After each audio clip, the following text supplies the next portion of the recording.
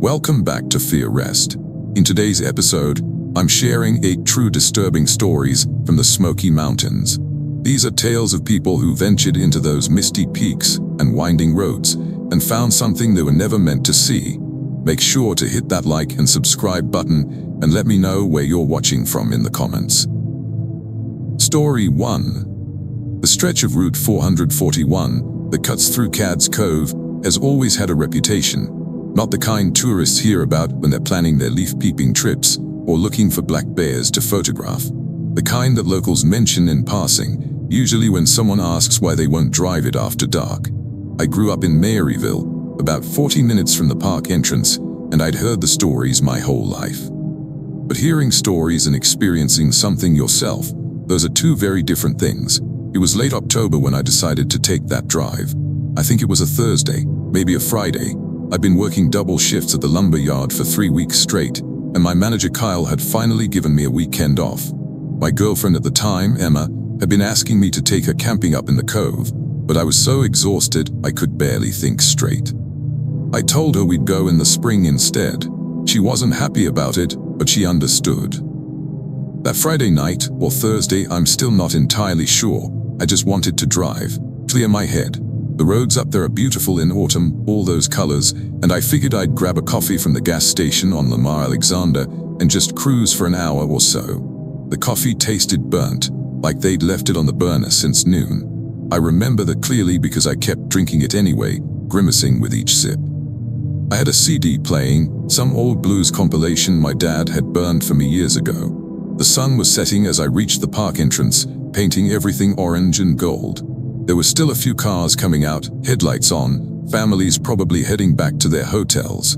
I waved at a park ranger in a truck going the opposite direction. He didn't wave back, which seemed odd at the time, but I didn't think much of it. The loop road through Cad's Cove is about 11 miles, mostly single lane, winding through meadows and past old homesteads from the 1800s.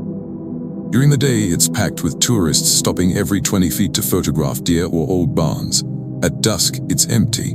The light was fading fast by the time I really got into the loop, that deep blue twilight that makes everything look slightly unreal. I turned off my headlights for a minute just to see the sky better. Stupid, I know, but the stars were starting to come out and it was beautiful. I flicked them back on after maybe 30 seconds. That's when I saw the woman standing beside the road. She was just standing there, maybe 10 feet from the pavement, wearing what looked like a pale dress. At first I thought she was a tourist who'd gotten separated from her group or had car trouble. I slowed down, rolling my window down about halfway. The October air that came in was cold enough to make me shiver. I could smell wood smoke, though I didn't see any houses nearby. The woman didn't move as I approached. She was facing the road, but her head was tilted down, like she was looking at the ground. "Hey," I called out. "You okay? You need help?" She didn't respond, didn't even look up. I stopped the car completely, putting it in park, and that's when I noticed her feet. She was barefoot, just bare feet in the dead leaves and grass, and it had to be 40 degrees out there. I felt my stomach tighten a little, that instinct that tells you something isn't quite right, but I pushed it down. Maybe she was hurt. Maybe she was in shock. I opened my door and stepped out, leaving the engine running. "Miss, are you hurt?" The woman's head lifted slowly, and I saw her face in my headlights. She was young, maybe mid-20s, with dark hair hanging loose around her shoulders. Her expression was blank, not scared, not confused, just empty, like a mask. Her dress was dirty, covered in dark stains that could have been mud. Could have been. "Do you need me to call someone?" I asked, pulling my phone from my pocket. No signal. Of course there was. The cove is notorious for dead zones. She took a step toward me, then another. Her movements were stiff, mechanical, like she wasn't quite sure how legs worked. I told myself she was injured, maybe hypothermic, that would explain the weird gait, but my hand was already moving back toward the car door handle. "I've been waiting," she said. Her voice was flat, toneless. "He said someone would come." "Who said that?" I asked, backing up half a step. "Is someone else out here with you?" She smiled then, and that smile was wrong, too wide. Her mouth stretched in a way that made my jaw ache just looking at it. "He's always out here, in the gaps, between the trees, in the spaces where the light doesn't reach." I should have gotten back in my car right then. Every part of me was screaming to do it. But I hesitated, just for a second, trying to figure out if she was on drugs or having some kind of mental health crisis. That second was too long. She lunged forward, and I stumbled backward, my shoulder hitting the car door. She was fast, too fast for someone who'd been moving so stiffly a moment before. Her hand caught my jacket, fingers digging in hard enough that I felt her nails through the denim. Her face was inches from mine, and I could see that her eyes were completely black. Not just the pupils, the entire eye, sclera and all, like someone had filled them with ink. "He wants you to see," she whispered, and her breath smelled like standing water and rotting wood. "He wants you to know you're not alone here." I yanked myself free, hearing my jacket tear, and threw myself into the car. My hands were shaking so badly I could barely get the door closed. She was right there, pressing her face against the window, that horrible smile still stretched across her features. I jammed the car into drive and hit the gas, and the tires spun for a heart-stopping second before catching. I didn't look in the rearview mirror. I didn't want to see if she was following. The loop road seemed to go on forever. Every shadow between the trees looked like something watching. Every dark gap in the forest felt like it was pulling at the car, trying to drag me off the pavement. My headlights caught movement a few times, quick darting shapes that were too large to be deer and moved wrong anyway, jerky and angular. I kept the gas pedal floored as much as I could on those winding curves, my knuckles white on the steering wheel. I passed the old primitive Baptist church, its white walls almost glowing in the darkness, and for just a moment I considered stopping, running inside, but the door was hanging open and I could see something standing in the doorway. Something tall and thin with arms that hung too low. I kept driving. When I finally reached the exit of the loop, back to the main road, I felt like I could breathe again. The ranger station was lit up, and I seriously considered stopping to report what I'd seen, but what would I even say? That I'd met a woman with black eyes who told me someone in the forest wanted me to see something. They'd think I was drunk or high. Hell, part of me was already trying to rationalize it. Maybe it had been the light. Maybe her eyes were just dark brown and the shadows made them look black. Maybe she was just a disturbed person who needed help and I'd left her out there. But I knew better. I knew what I'd seen. I didn't stop. I drove straight home, and when I got there I sat in my driveway for 20 minutes before I could make myself get out of the car. Emma called me 3 times that night and I didn't answer. I couldn't explain it to her. I couldn't explain it to anyone. The next morning, I found something wedged under my windshield wiper. A piece of bark, maybe 3 inches long, with something scratched into it. It looked like a figure, a tall stick figure with impossibly long arms and no face. Just a blank oval where the head should be. Underneath it, carved in crude letters, "He sees you." I threw it in the trash. Then I took it back out and burned it in my fire pit, watching until it was nothing but ash. I told myself that was the end of it. But sometimes, late at night when I'm driving, I catch movement in my peripheral vision. Something keeping pace with my car just beyond the tree line. And I know somewhere in those mountains, something is still waiting, still watching, still hoping I'll come back. I sold my car 6 months later and moved to Knoxville. I take the long way around the park now, even though it adds an hour to any trip. Some roads aren't worth traveling, no matter how beautiful the scenery. Story 2. My Uncle Hector left me his cabin when he died. I didn't expect it. We weren't particularly close, and I'd only been up there twice when I was a kid, both times for awkward family reunions where the adults drank too much and argued about nothing. The cabin sat about 8 miles up a Forest Service road off Highway 321, wedged into a hollow so deep and narrow that the sun only hit it directly for about 3 hours a day. Hector had bought the property back in the 70s for next to nothing, and he'd lived up there alone for the last 20 years of his life. When the lawyer called to tell me about the inheritance, my first instinct was to sell it sight unseen. My wife Jenna convinced me we should at least go look at it first. "Maybe it's worth fixing up," she said. "A weekend place." We drove up on a Saturday in early November. The leaves were mostly down by then, carpeting the forest floor in brown and gold. The service road was worse than I remembered, full of potholes and washed-out sections that made Jenna grab the door handle and suck in her breath. My truck handled it fine, but barely. After about 40 minutes of climbing, the road just ended at a small clearing with a rust-spotted mailbox leaning at a 45-degree angle. Beyond it, a narrow dirt track continued into the trees. "That can't be it," Jenna said, staring at the track. It was. We parked and hiked the last quarter mile, our breath fogging in the cold air. The cabin appeared suddenly, tucked against a steep hillside, surrounded by hemlocks and rhododendron thickets so dense they formed living walls. The structure itself was rough, logs chinked with cement, a tin roof spotted with rust, 2 small windows with shutters hanging crooked. A covered porch sagged along the front, and I could see where several boards had rotted through. "It's rustic," Jenna offered diplomatically. The inside was worse. Hector had clearly stopped caring about maintenance years ago. The main room had a wood stove, a cot, a card table with 2 chairs, and about 100 empty whiskey bottles lined up along one wall. The air smelled like mildew and mouse droppings. A smaller back room held some shelves of canned goods and a stack of mildewed magazines. No electricity, no running water, just a hand pump outside that probably pulled from a spring somewhere. "We're selling it," Jenna said definitively. "I'm not fixing this up."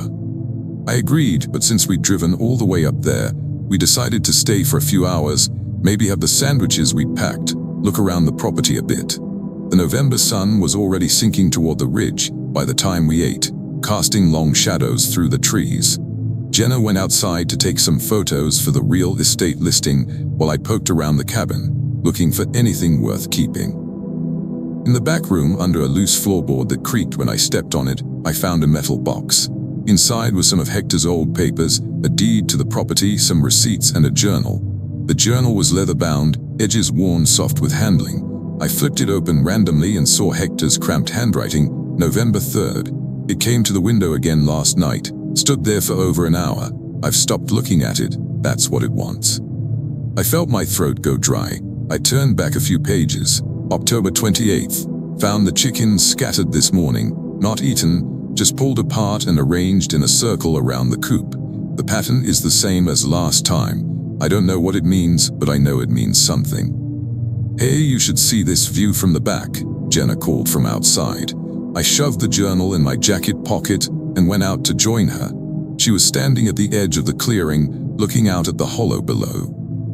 The ground dropped away steeply, falling into shadow, and I could hear water running somewhere down there.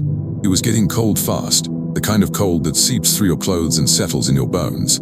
"We should probably head back before it gets dark," I said. She agreed, but as we turned toward the front of the cabin, we both stopped. There was someone standing at the edge of the clearing, just where the trees started to thicken. A man, I thought at first, tall and thin, wearing dark clothes. He was perfectly still, facing us. "Hello," Jenna called out. "Can we help you?" The figure didn't respond, didn't move at all. The light was fading quickly now, and I couldn't make out any details of his face, just a silhouette against the darkening trees. "Maybe it's a hunter," I said, but my voice sounded uncertain even to me. Hunting season hadn't started yet. And something about the way the figure stood, absolutely motionless, not even swaying slightly like a person naturally would, made my stomach clench. "Let's go," Jenna said quietly, and I heard the edge in her voice. She felt it too. We walked toward the front of the cabin, keeping our eyes on the figure. It didn't move. As we got closer, I realized I still couldn't see its face, even though we were only maybe 30 feet away now. The space where its head should be was just dark. Like a shadow that light couldn't touch. I fumbled for my truck keys, and that's when the figure took a step forward, then another. Its movements were smooth but wrong somehow, like it was gliding rather than walking. I could hear its footsteps, though heavy, deliberate thuds that seemed too loud. "Get to the car," I said, and we both started moving faster, not quite running but close to it. Behind us, the footsteps continued, steady and unhurried. We scrambled down the dirt track, stumbling over roots and rocks in the dimming light. My truck was 100 yards away, then 50, then we were there, and I was jamming the key in the lock with shaking hands. I looked back once before getting in. The figure had reached the edge of where the dirt track met the clearing where we'd parked. It stood there, and I finally saw its face in the last rays of sunlight filtering through the trees, except it didn't have a face. Just smooth, pale skin where features should have been. No eyes, no mouth, no nose, just blank skin stretched over bone. We got in the truck and I started it with a grinding roar, throwing it into reverse. The figure watched us leave, if you could call it watching without eyes. It didn't follow. Just stood there as we bounced back down the service road, my headlights swinging wildly across the trees. Neither of us spoke until we hit the highway. Jenna was crying silently, and I realized my hands were cramping from gripping the steering wheel so hard. "What was that?" she finally asked. "I don't know." We drove home in silence. I told myself we'd just been spooked, that it was a person in a mask or a trick of the light or something, anything rational. But I couldn't forget that smooth, blank face, the way it had moved, the heavy footsteps that seemed to come from something much larger than what we'd seen. A week later, I hired someone to clean out the cabin and prep it for sale. The guy I hired, local fellow named Randall Bishop, called me after his first day up there. "You didn't mention the place had issues," he said. "What kind of issues?" "Well, for one thing, all the windows are smashed from the inside, glass all over the porch, and there's something written on the back wall in what looks like charcoal. Just one word, over and over, leave." I told him to forget the cleanout, that I'd handle it myself. Then I called the county and donated the property to the Forest Service. Let them deal with it. I still have Hector's journal. I've read the whole thing now. The entries get more and more frantic toward the end. The last one, dated just 3 days before he died of a heart attack in town, says, "I finally looked right at it, I shouldn't have. Now it knows I know it's real. It's going to follow me. Even if I leave, it's going to follow me." Last month I was taking out the trash at night, and I saw something standing at the edge of my property, right where the street light ends and the darkness begins. Tall, perfectly still. I didn't look directly at it. I went back inside, locked the doors, and turned on every light in the house. Jenna asked me what was wrong. I told her I thought I'd seen a deer. I haven't taken the trash out after dark since. Story 3. The fire tower on Mount Camera isn't the easiest hike in the Smokies, but it's not the hardest either. About 11 miles round trip, with some decent elevation gain near the end. My friend Brianna had been wanting to do it for months, kept sending me pictures from Instagram of the view from the top. 360 degrees of mountains stretching out in every direction. The tower itself perched on this rocky outcropping like something from a fantasy novel. I finally agreed to go with her in late September, figuring the weather would still be decent and the fall colors would be starting to show. We started early, maybe 7 in the morning, which I thought was a Tuesday but might have been a Wednesday. My shift schedule at the hospital had me all turned around that week. Brianna drove us to the trailhead at Davenport Gap, and there were only 2 other cars in the lot. The trail started easy, winding through oak forest, the morning sun slanting through the trees in those beautiful golden rays that make you understand why people love hiking. We were chatting about nothing important, Brianna's terrible dating life, my sister's upcoming wedding, whether we should stop for barbecue on the way home. About 3 miles in, we passed a couple heading back down. They were moving fast, the woman slightly ahead, both of them with their heads down. "Warning," I called out as we stepped aside to let them pass. The man glanced up briefly, nodded, but didn't smile. The woman didn't acknowledge us at all. They just kept moving, almost jogging down the trail. "Friendly," Brianna muttered. We kept climbing. The trail got steeper as we approached the summit ridge, switchbacking up through areas where mountain laurel and rhododendron crowded in close. My legs were burning by the time we finally reached the stretch that led to the tower itself. The air was cooler up here, and I could see patches of blue sky through the canopy. The tower appeared ahead of us, this weird square structure made of stone and wood, sitting right on the edge of a cliff. The windows were boarded up, but you could climb stairs on the outside to reach the observation deck on top. It looked abandoned and majestic at the same time, like a castle watchtower someone had forgotten about. "Worth it," Brianna said, already pulling out her phone to take pictures. We climbed the stairs to the deck, our boots echoing on the wooden steps. The view really was incredible, mountains rolling away in every direction, covered in a patchwork of green and early autumn colors. The wind was strong up here, pulling at our clothes and hair. We took turns posing for photos, ate the granola bars we'd brought, just enjoyed being up there above everything. That's when I noticed the smell. Faint at first, like something dead somewhere nearby. An animal, probably. Deer or raccoon. The smell got stronger though, and Brianna wrinkled her nose. "God, what is that?" I walked around the deck, trying to locate the source, and that's when I saw the markings. Someone had carved things into the wooden railings, not initials or dates like you usually see. Symbols, dozens of them covering entire sections of wood. They looked old, the cuts weathered and dark. Circles with lines through them, triangles pointing downward. Something that looked like an eye with too many lashes. "Hey, look at this," I said, running my finger over one of the deeper carvings.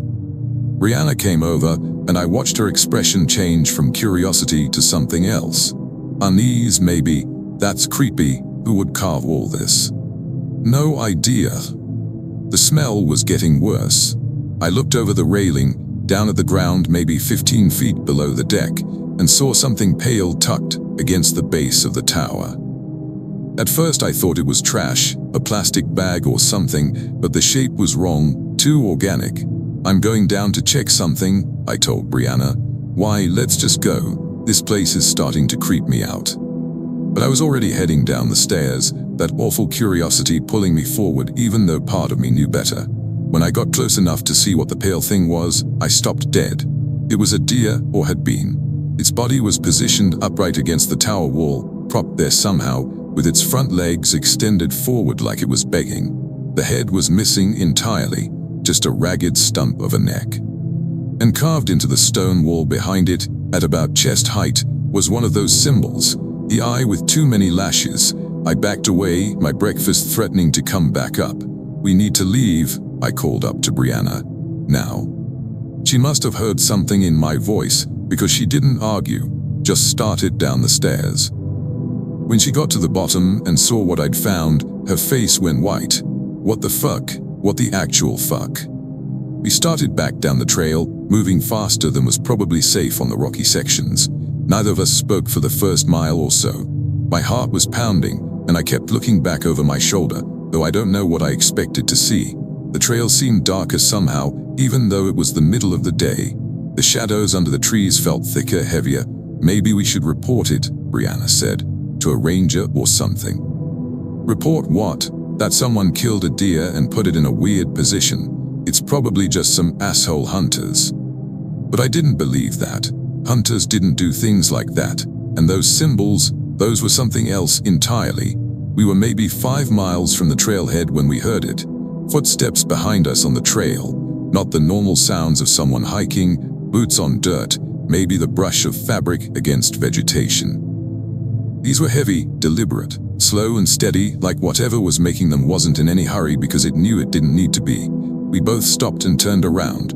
The trail behind us was empty, just trees and shadows and the narrow path disappearing around a bend. "Hello?" Brianna called out. Her voice sounded small in the vastness of the forest. No response, but the footsteps started again. Closer now. We could hear them clearly, the distinct sound of something approaching, but there was nothing there.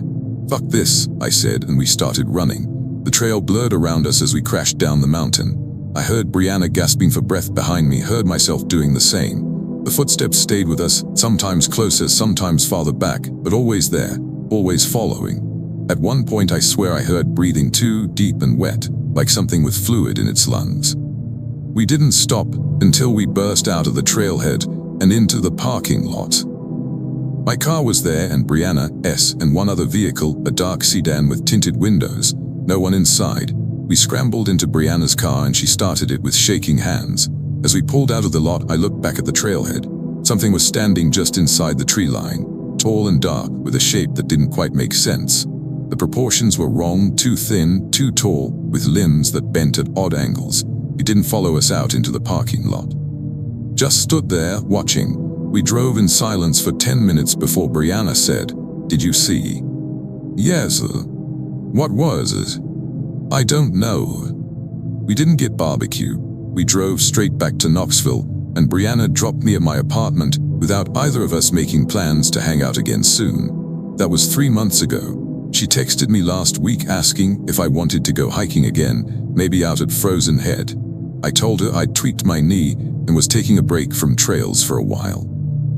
The weird thing is what I found 2 days after that hike. I was unpacking my backpack to wash my gear, and there was something in the bottom compartment, something I hadn't put there. A small bundle of twigs tied together with what looked like hair. Attached to it was a scrap of paper with a symbol drawn in something dark and flaky, the eye with too many lashes. I burned it in my kitchen sink and washed the ashes down the drain. But sometimes, late at night, I hear those footsteps outside my apartment. Slow and heavy and patient. And I know that whatever was up on that mountain, whatever put that deer in that position and carved those symbols, it hasn't forgotten about me. I'm thinking about moving. maybe somewhere far from the mountains, somewhere flat and open where you can see for miles in every direction, somewhere nothing can follow you unseen. Story 4. I started driving for a rideshare company to make some extra money after my divorce. Nothing dramatic about the split. Sharon and I just wanted different things, and after 12 years, we finally admitted it wasn't going to work. She kept the house in Sevierville, and I moved into a studio apartment in Gatlinburg that smelled like wet carpet and someone else's cooking. The rideshare money helped cover the gap between what I made at the hardware store and what the apartment cost. Most of my rides were tourists, folks who'd flown into Knoxville and needed transport to their rental cabins, or people who wanted to bar hop along the parkway without worrying about driving. Easy money, usually decent tips. The company's app would ping me with pickup requests. I'd drive to wherever, chat with the passengers if they were chatty, drop them off, repeat. I'd been doing it for about 4 months when I got the request that still makes my hands shake when I think about it.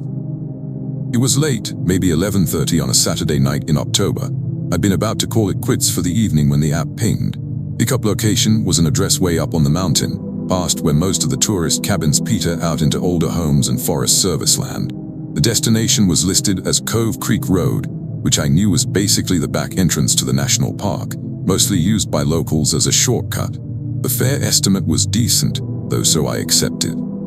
The drive up to the pickup location took about 25 minutes, winding up narrow mountain roads where the houses got progressively more rundown and farther apart.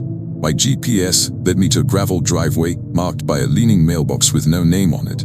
I turned in, my headlights sweeping across dense trees on both sides.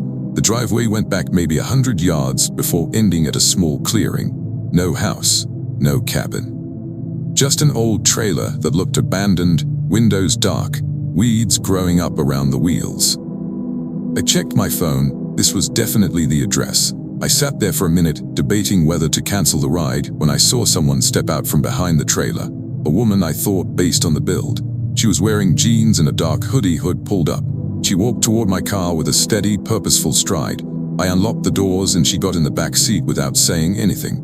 "Hey there," I said, glancing in the rearview mirror. "Heading to Cove Creek Road?" Yes, her voice was soft, almost a whisper. I couldn't see her face clearly in the darkness. The hood shadowed it completely. "You got it." I backed out of the clearing and started down the mountain. The app showed the destination was about 15 miles away, most of it on winding mountain roads. I tried making small talk. "You from around here?" "No. Visiting family." "No. Okay, not a talker. That was fine. Some people just wanted a quiet ride." I turned on the radio low, some classic rock station, and focused on driving. The roads were empty at this time of night, just my headlights cutting through the darkness and the occasional reflective eyes of a deer or raccoon at the roadside. About 10 minutes into the drive, I realized something was wrong. The woman in the back seat hadn't moved at all. Not to check her phone, not to look out the window, nothing. She was just sitting there, perfectly still, facing forward. I could see her silhouette in my rearview mirror, but I still couldn't make out her face under that hood. "You doing okay back there?" I asked, trying to sound casual. "Yes." Another 5 minutes passed. The road had gotten narrower, trees pressing in close on both sides. No houses anymore, no streetlights, just wilderness. I checked the GPS. Still 7 miles to the destination. The woman still hadn't moved. Then I smelled it.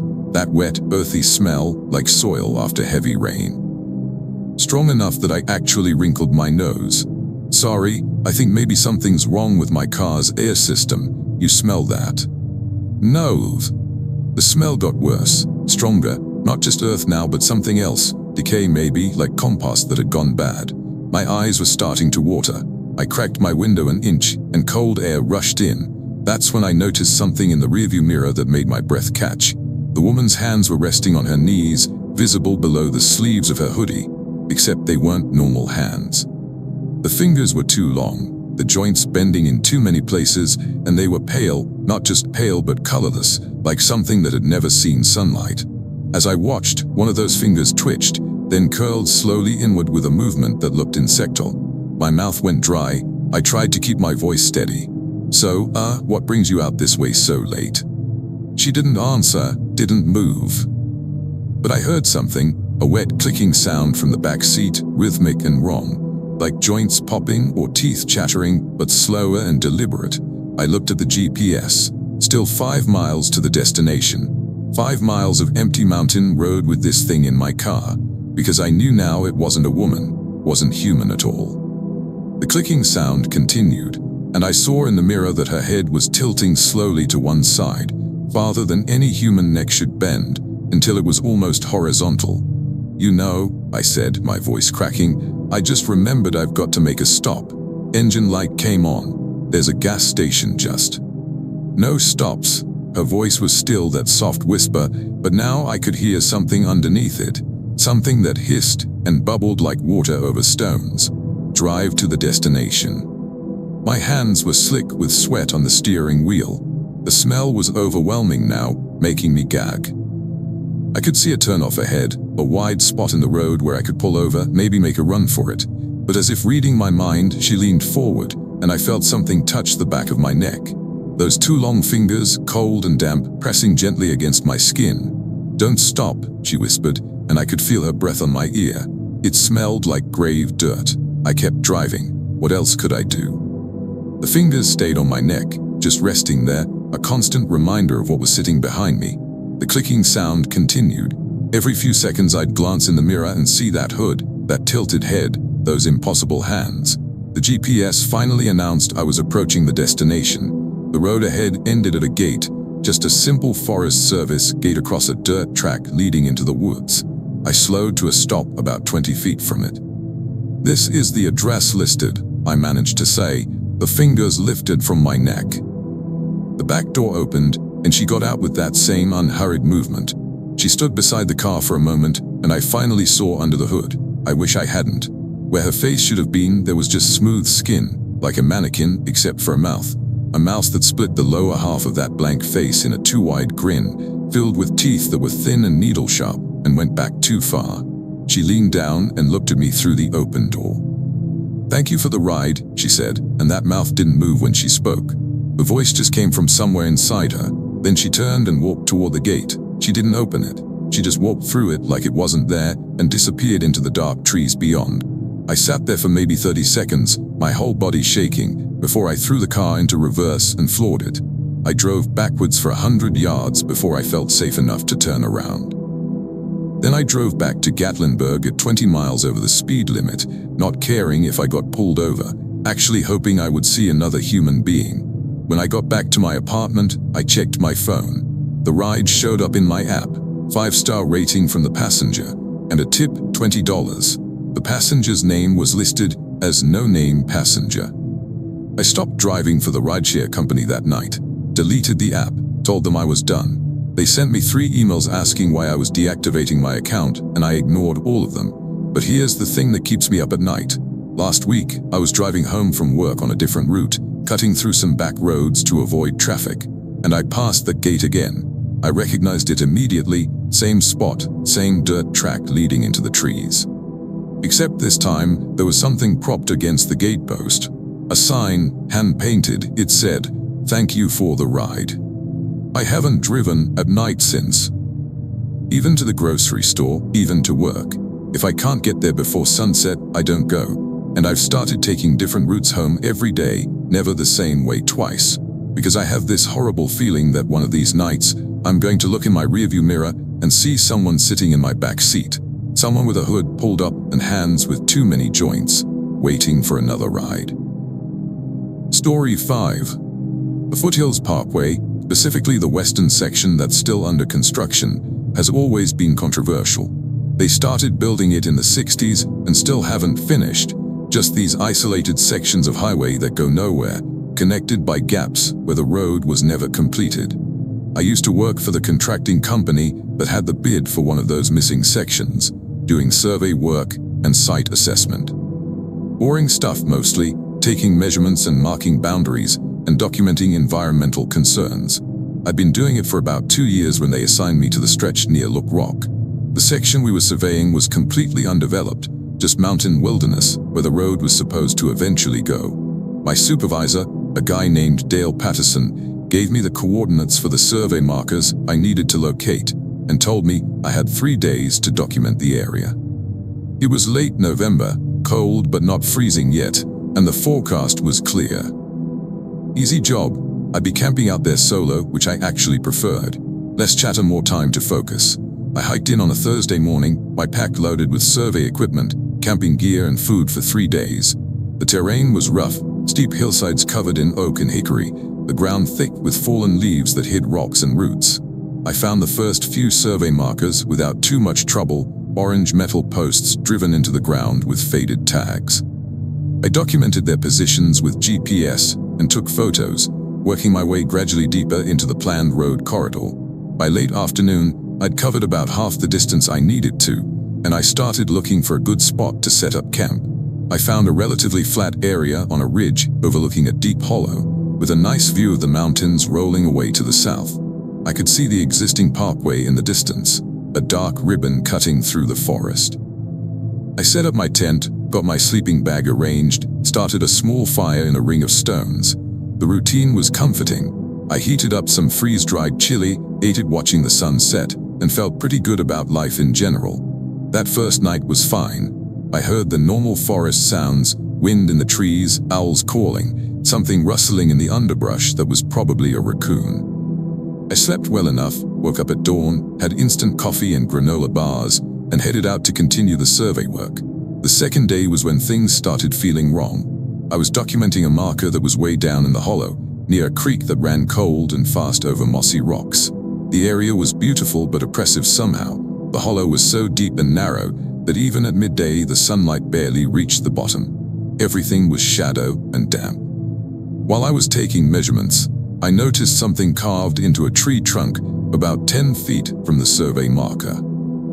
It looked fresh, the wood still pale where bark had been cut away. The carving was simple, a circle with an X through it, probably just some hiker marking a trail, I told myself, except there weren't any trails down here. This was backcountry. I finished the documentation and climbed back up to the ridge. The sun was already getting low again, days were short in November, and I figured I'd call it and head back to camp. On the way, I passed another tree with the same carving. Circle with an X, this one was older, the exposed wood darkened with age. Then I saw another one, and another. By the time I got back to my campsite, I'd counted 7 of them, all along the route I'd walked. That night I couldn't shake the feeling that something was watching me. I kept the fire going bigger than I needed to, kept my headlamp on, found myself turning around every few minutes to look at the darkness beyond the firelight. Nothing there, just trees and shadows, but the feeling persisted. Around midnight, I finally crawled into my tent, zipped it shut, and lay there in my sleeping bag listening. I heard footsteps, slow and heavy, circling my camp. They didn't move for a few seconds, then stop, then move again. I lay there frozen, barely breathing, listening to whatever it was walk around and around my tent. The footsteps were too loud to be a deer, too deliberate, and they never came closer than maybe 20 feet, just maintained that perfect circle over and over. I must have fallen asleep eventually, because I woke up to gray dawn light filtering through the tent fabric. I unzipped the door and looked out. The fire had burned down to ash. Everything looked normal, except when I stood up and walked around my campsite, I saw them. Footprints in the soft earth. Bare footprints. Human-sized but wrong. The toes were too long and there were only 4 of them, and the prints were deep, like whatever made them was far heavier than its size suggested. They circled my tent in a perfect ring, maybe 15 feet in diameter. I should have packed up right then. Should have hiked back out to my truck and told Dale the survey would have to wait. But I only had one more marker to locate, and I didn't want to admit I'd gotten spooked by some weird footprints. So I made coffee, ate breakfast, and headed out for the final marker. It was located on a south-facing slope, maybe a mile from my camp, in an area where the forest opened up a bit and mountain laurel grew in thick patches. I found the marker easily enough and was setting up my equipment when I noticed the smell. That same earthy, wet smell I'd noticed in the hollow yesterday, but stronger, and something else with it, something sweet and rotten, like fruit left to decay. The marker had been disturbed. The metal post was bent, leaning at a sharp angle, and the ground around it had been dug up. Not by an animal, the excavation was too precise, too deliberate. Someone had dug a hole about 2 feet deep right next to the marker. In the bottom of the hole was something pale and curved. I thought it was a rock at first, but when I crouched down to look closer, I realized it was bone. A large bone, maybe from a deer or bear, positioned vertically like it had been planted there. Carved into the bone were symbols, more circles with X's through them, but also other things, shapes that looked almost like letters, but weren't from any alphabet I recognized. I stood up fast, my heart hammering. That's when I saw it across the clearing, partially hidden behind a laurel thicket, a figure, tall, maybe 7 feet, and pale. Its skin was the color of old bone stretched tight over a frame that was too thin. It stood perfectly still, and I couldn't tell if it was facing me or facing away because it didn't have a head. Or rather, it did, but the head was wrong. Instead of a face, it had what looked like a mask, smooth and featureless except for holes. 3 of them arranged in a triangle, 2 where eyes should be and 1 lower down where a mouth would go. We stared at each other for what felt like an hour but was probably only seconds. Then it moved, not toward me. It turned smoothly, too smoothly, and walked away into the laurel. Its movements were fluid and wrong, joints bending in ways that didn't match human anatomy. I heard it moving through the underbrush, branches breaking, and then nothing. I ran. I left my survey equipment right there, just grabbed my GPS unit and ran back to camp. I tore down my tent with shaking hands, stuffed everything into my pack without bothering to organize it, and started hiking out. The sun was already starting to set, and I knew I wouldn't make it to my truck before dark, but I didn't care. I just had to get out of there. I made it maybe half a mile before I heard it behind me. Footsteps. The same heavy, deliberate footsteps from the night before, following me. I walked faster, not quite running because the terrain was too rough and I couldn't risk breaking an ankle, but moving as fast as I dared. The footsteps matched my pace. When I slowed, they slowed. When I sped up, they sped up. The light was almost gone when I stumbled onto an old logging road I didn't know was there. It wasn't on my map, but it clearly led downhill, which was the direction I needed to go. I followed it, glancing back over my shoulder every few steps. I could see movement in the trees behind me now. Something keeping pace, staying just out of clear sight. Every time I tried to get a good look at it, it would shift behind a tree or drop into shadow. I don't know how long I half walked, half jogged down that logging road. It felt like hours. My lungs burned, my legs ached, my pack straps were cutting into my shoulders. But I didn't stop, couldn't stop. Because behind me, always behind me, those footsteps continued. And now, I could hear something else. Sound like breathing, but wet and ragged, like lungs full of fluid struggling to pull in air. When I finally saw lights ahead, the distant glow of the parkway, I almost cried with relief. The logging road connected to a maintenance access road, and that led to the parkway itself. I stumbled out onto the pavement just as a car was coming around the bend. I stood in the middle of the road, waving my arms, and the driver hit the brakes, stopping about 15 feet from me. An older couple, probably in their 60s, tourists by the look of them. The man rolled down his window. "Son, are you all right? You look. Can you give me a ride?" I managed to gasp out. "Please, I need to get to..." I gave him the name of the town where I'd left my truck. They exchanged a glance, and I saw the woman's concerned expression, but they agreed. I threw my pack in the back seat and got in, and we drove away. I looked back once at the dark mouth of the access road where I'd emerged. Something pale was standing just at the edge of the shadows, watching us go, too tall to be human, too still to be alive. The couple tried to make conversation, asking if I'd gotten lost, if I needed them to call someone. I mumbled something about a hiking trip gone wrong, thanked them profusely when they dropped me at my truck. I drove straight home, didn't stop even for gas. When I got to my apartment, I stood in the shower for 40 minutes, trying to wash off the smell of that forest. I quit the surveying job the next week. Told Dale I'd gotten a better offer somewhere else. He seemed surprised. I'd been good at the work, but he didn't push. I never told him what I'd seen out there.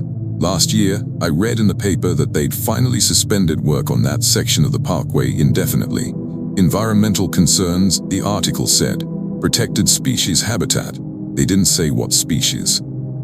And they didn't mention the crew of workers who'd reportedly refused to continue clearing that particular stretch, claiming they'd seen something in the forest that made them uncomfortable. I still have my survey GPS unit. Sometimes, late at night, I take it out and look at the waypoints I marked. The last one, the bent marker with the bone in the hole, has a note attached to it. I don't remember writing it, but it's there in my handwriting. Don't come back.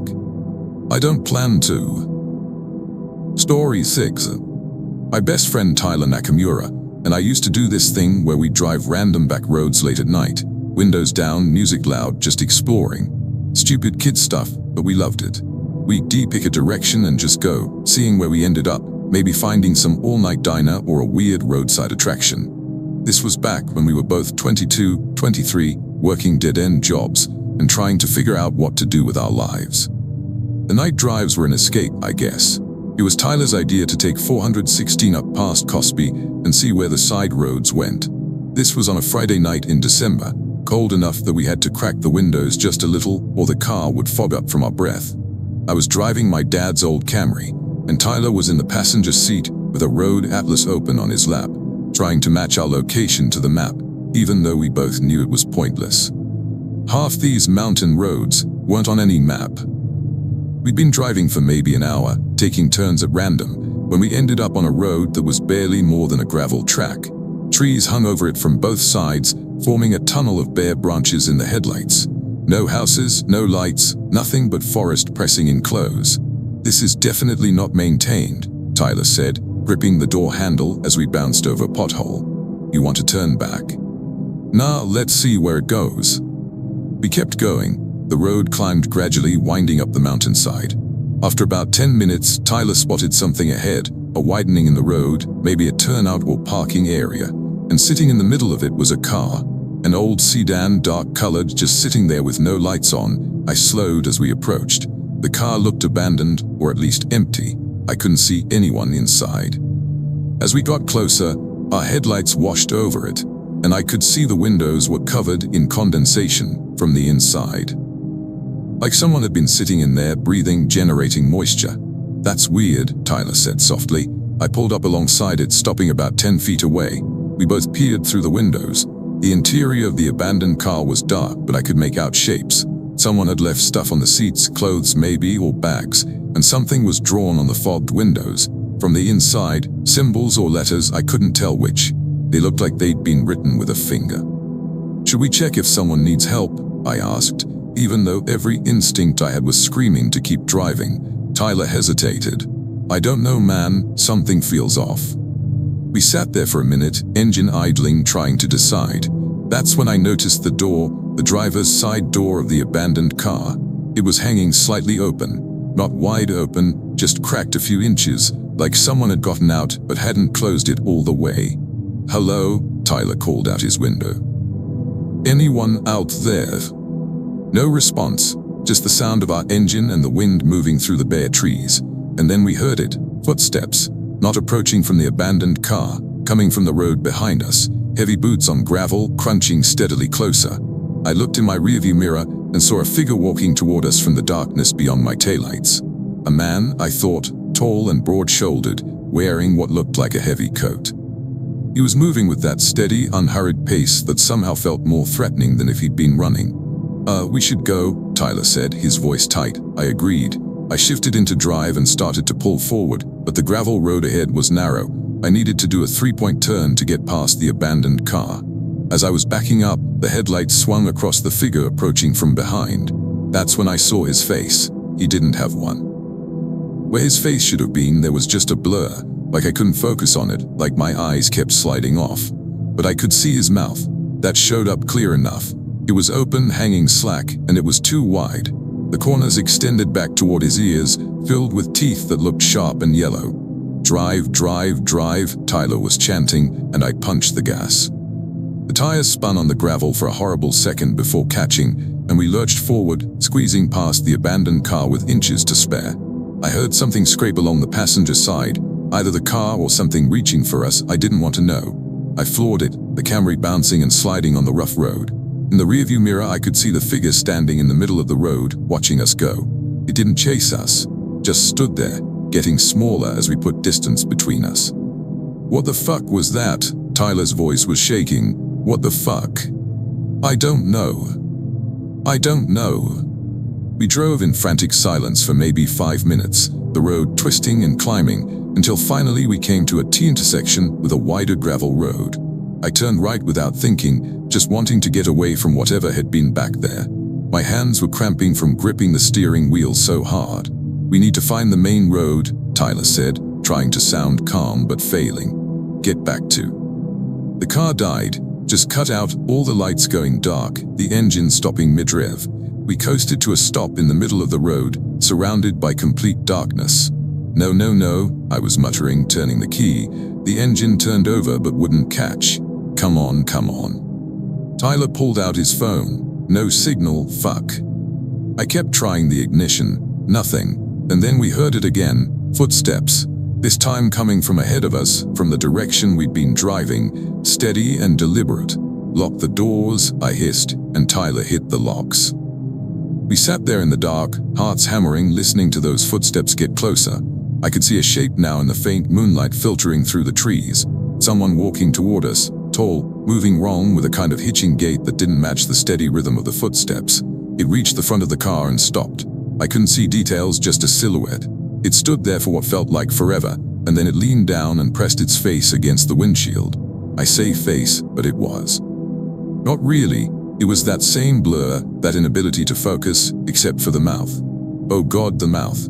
It was smiling now, that too wide grin pressed against the glass, teeth scraping with a sound like nails on a chalkboard. And I could smell it even through the closed car, that wet earth smell, decay, something else underneath that made my stomach heave. Start the car, Tyler whispered desperately. Please start the car. I turned the key again, and this time, thank God, the engine caught. I threw it in reverse without even looking, just backing up blindly while that thing stayed pressed against the windshield, sliding across the glass as we moved. It left a smear of something dark and wet. When we'd backed up about 20 feet, I cranked the wheel, doing the fastest, sloppiest three-point turn of my life. The thing straightened up, watching us, and then it moved. It ran at the car with impossible speed, that hitching gait becoming a loping sprint. I got the car pointed the other direction and floored it. I heard an impact on the trunk. It had caught up, was hitting the back of the car, and then we were moving too fast and it fell away. I drove like a madman, taking turns at random, just trying to get distance. At some point, I don't know how long later, we hit pavement. Then we saw a road sign for Highway 32. Then, miracle of miracles, we were on a main road with streetlights and other cars and civilization.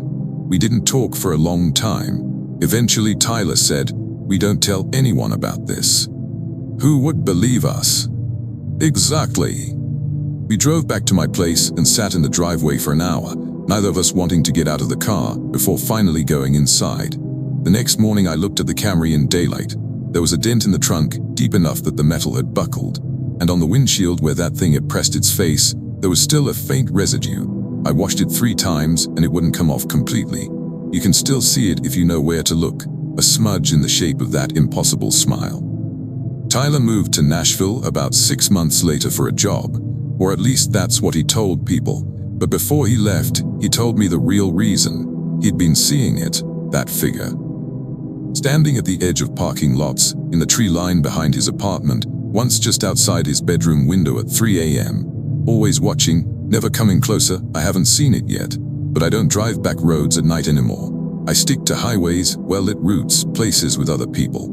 And sometimes, when I'm stopped at a red light, I catch myself checking the rearview mirror, making sure nothing's walking up behind me in the darkness. Making sure that smile isn't about to press itself against my window. Story 7. I inherited my grandmother's property when she passed away, which surprised everyone in the family since I was only her nephew and she had 3 children still living. But Grandma Olenka had always been particular about things, and apparently she decided I was the one who should have it. The property was about 70 acres of hillside forest off Wares Valley Road, with an old farmhouse that hadn't been lived in for 15 years. She moved into assisted living back in 2009, and the place had just sat empty, slowly deteriorating. I drove up to see it on a Sunday afternoon in January, bringing my girlfriend Sophia with me. The house was in worse shape than I'd expected, roof sagging, porch railings rotted through, windows broken and covered with plastic that had torn loose and flapped in the wind. The interior was a disaster of water damage and mildew. But the bones were good, the land was beautiful, and I started thinking maybe I could fix it up, flip it, or turn it into a rental. It's got potential, Sophia said diplomatically, which I knew meant she thought it was a dump. Give me 6 months, I told her. I can make this nice. While we were walking around the property, I found the root cellar. It was built into the hillside about 50 yards from the main house, just a mossy mound with a wooden door set into it. The door was padlocked, but the lock was rusted through. I broke it off with a rock and pulled the door open. Cool air wafted out, carrying the smell of earth and stone.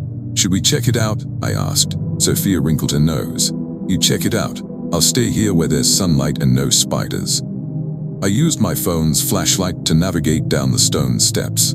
The cellar was bigger than I expected, maybe 12 by 15 feet, with a ceiling high enough that I could stand upright. Empty shelves lined the walls, and the floor was packed dirt. Someone had scratched marks into the stone walls at some point, hash marks, dozens of them, like someone counting days. In one corner there was a pile of old burlap sacks, moth-eaten and stained. I was about to leave when I noticed something else. In the very back, behind where the shelves ended, someone had carved words into the stone. I had to crouch down and angle my phone light to read them. "Stay in after dark. Answer when it calls." A chill ran through me that had nothing to do with the temperature. I backed out of the cellar and shut the door, suddenly wanting to be out in the sunshine again. "Find anything interesting?" Sophia asked. "Just old storage space," I said. I didn't mention the message, didn't want to spook her. We left that afternoon with a plan. I'd come back the following weekend with tools and supplies, start cleaning the place up. Sophia had to work, so I'd be doing it solo, which was fine. I liked having a project. That next Saturday I drove up alone, my truck loaded with cleaning supplies, a toolbox, some lumber to patch the worst of the porch. I got there around 9 in the morning and worked through the day, hauling out trash, boarding up broken windows, assessing what needed to be done. The house was in rough shape, but not hopeless. By the time the sun started setting, around 5:30, I'd made decent progress. I brought camping gear, planning to sleep in the house overnight and continue working Sunday. I set up my sleeping bag in the one room that seemed driest, the old parlor, and heated up some soup on my camp stove. It was peaceful, actually, quiet, just the sound of wind in the trees and the old house settling. Around 9 p.m. I heard the first call. It sounded like someone shouting in the distance. A man's voice, calling out something I couldn't quite make out. I went to the window and looked out at the dark forest. Nothing, just trees and shadows. The voice called again, closer now. It sounded like it was saying a name, Olienka. My grandmother's name. I felt ice slide down my spine. The voice called again, that same drawn-out pronunciation. Olienka, come out, time to come out.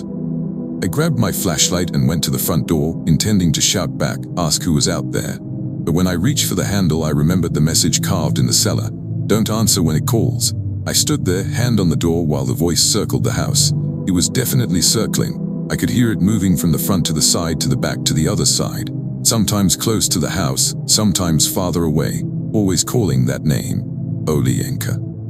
I backed away from the door and sat down in the parlor, my sleeping bag pulled around my shoulders, even though I wasn't cold. The calling continued for maybe an hour, then it stopped.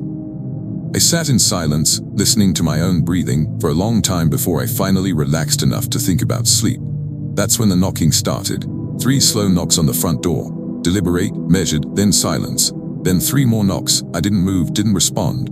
The knocking moved to one of the windows, 3 knocks on the glass, then to another window, then to the back door. Methodical, patient, 3 knocks, wait, 3 knocks, move to the next point. It went on for hours. I sat there in my sleeping bag, flashlight gripped in sweating hands, listening to whatever it was systematically knock on every door and window of the house. And the whole time, periodically, I'd hear that voice again. Olienka, I know you're in there, come out and see me. Sometime after midnight it stopped. The silence was almost worse. I didn't sleep, just sat there waiting for dawn, every nerve screaming. When the sun finally came up, I packed my gear in about 5 minutes flat and got the hell out of there. I didn't even bother loading the tools I'd brought, just left them and drove straight back home. Sophia took one look at me and knew something was wrong. What happened? I told her all of it. The message in the cellar, the voice calling my grandmother's name, the knocking that went on for hours. She listened without interrupting, her face getting progressively more concerned. You're not going back there, she said. It wasn't a question. I don't know, maybe in daylight, maybe with other people. You're not going back. I wanted to argue, but deep down I knew she was right. Whatever was on that property, whatever had been calling for my grandmother, I didn't want to meet it. Didn't want to know what would have happened if I'd opened that door. I ended up selling the property to a developer for almost nothing, just to be rid of it. Told him it was too much work to fix up. He seemed happy with the deal. I wonder sometimes if he's experienced anything out there, if he's heard that voice calling in the darkness. But I haven't gone back to check.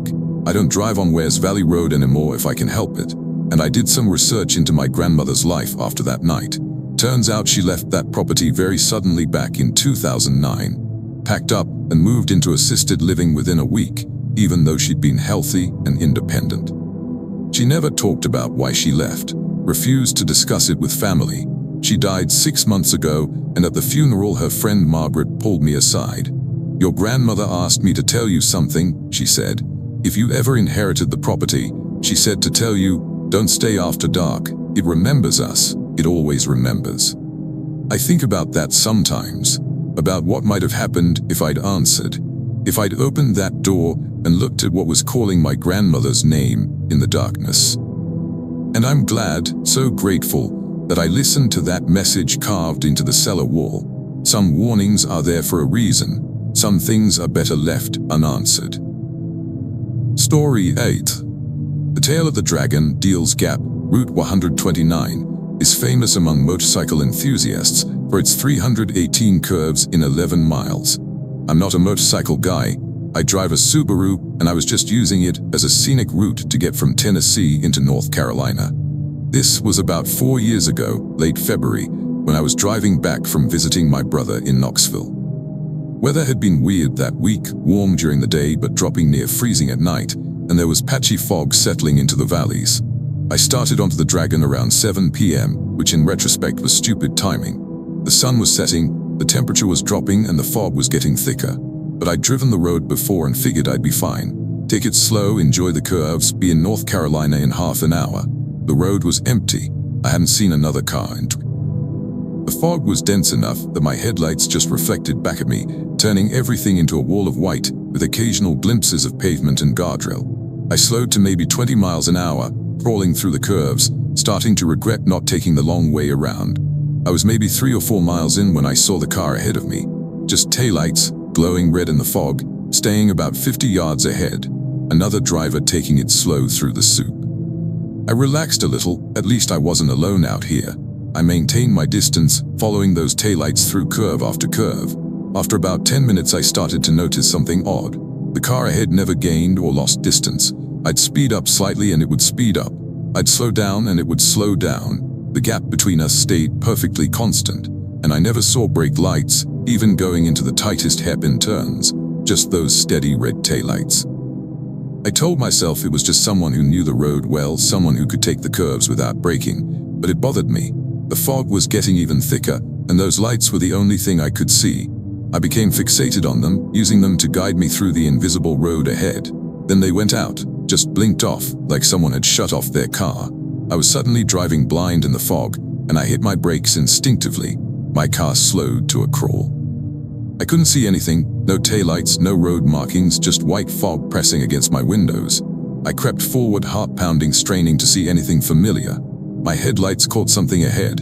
A car stopped sideways across the road, blocking both lanes. It was old, maybe from the 50s or 60s, with those distinctive tail fins. And it was empty. I could see through the windows. No driver, no passengers, just an abandoned car sitting in the middle of the Dragon. I stopped about 10 feet from it, my hands shaking on the wheel. I couldn't go around it. The road was too narrow, with a guardrail on one side and a sheer rock face on the other. I'd have to back up, try to turn around somehow. I put the car in reverse and started backing slowly, using my mirrors even though I could barely see anything. I'd gone maybe 20 feet when I saw something in my rearview mirror, someone standing in the road behind me. A woman, I thought, wearing what looked like a long white dress. She was just standing there, right in the middle of my path. I stopped, put the car in park. My breath was fogging the windows from the inside now, or maybe that was the fog seeping in, I couldn't tell. I turned around to look through the back window directly. The figure was still there, but it was closer now. Had moved maybe 10 feet toward my car without me seeing it move. I faced forward again, and the abandoned car was gone. The road ahead was empty. I could see pavement, the center line, the curve ahead, like it had never been there. When I looked back, the figure in white was right at my rear bumper, close enough that I could see details. She was young, maybe 18 or 20, with long dark hair hanging loose. Her dress was old-fashioned, something from decades ago, and her eyes, even in the fog, even with the weird lighting, her eyes were completely white. No pupils, no irises, just blank white orbs. She raised one hand and pressed it against my rear window. I heard the glass creak under the pressure, saw her mouth open wider than it should, and she screamed, a sound like metal tearing, like pain-given voice. The rear window cracked, fractures spiderwebbing across the glass. I threw the car into drive and floored it. The tires spun on the damp pavement, then caught, and I shot forward into the fog. I didn't care about the curves, didn't care about going off the road, just had to get away from that thing. The Dragon became a blur of white fog and tight turns that I took way too fast, my tires squealing, the car sliding sickeningly close to the guardrail. I don't know how long I drove like that. Could have been 5 minutes, could have been 20, but eventually the fog started to thin, and I could see the road properly again, and there was a turnout ahead, the overlook at the North Carolina end of the Dragon. I pulled in and stopped, my whole body shaking so badly I could barely turn off the ignition. I sat there for a long time, just breathing, trying to convince myself I'd imagined it. Fog, hallucinations, stress, something. When I finally got out to check the back window, I found the cracks were real. The glass was fractured in a pattern that looked almost like a handprint, and stuck to the glass, pressed into one of the cracks, was a single long dark hair. I drove the rest of the way home with that cracked window, and every time I looked in the rearview mirror I half expected to see her standing in the road behind me. I got the window replaced 2 days later, told the guy at the shop I'd been hit by road debris. He gave me a weird look but didn't question it. But here's the thing that still keeps me up at night. About a month after that happened, I was reading an article about the Dragon, about its history and the accidents that happened there. The article mentioned that back in 1952, a young woman named Catherine Brennan was killed on that road. She'd been driving alone at night, missed a curve in the fog, and went over the edge. They didn't find her body for 3 days. The article included a photo from her senior yearbook. Dark hair, young face, 18 years old. I don't drive the Dragon anymore. If I need to get from Tennessee to North Carolina, I go the long way. I don't care if it adds 2 hours to the trip. Some roads are haunted by more than memories. Some curves hide things that wait in the fog, looking for someone to follow, someone to show their empty white eyes. And sometimes, late at night when the fog rolls in, I wonder if she's still out there, still standing in the middle of that road, waiting for the next set of headlights to come around the bend, still pressing her hand against windows, leaving cracks that look like screens, still waiting for someone who won't drive away fast enough. Thanks for watching. If you enjoyed these stories, hit that like button and subscribe for more.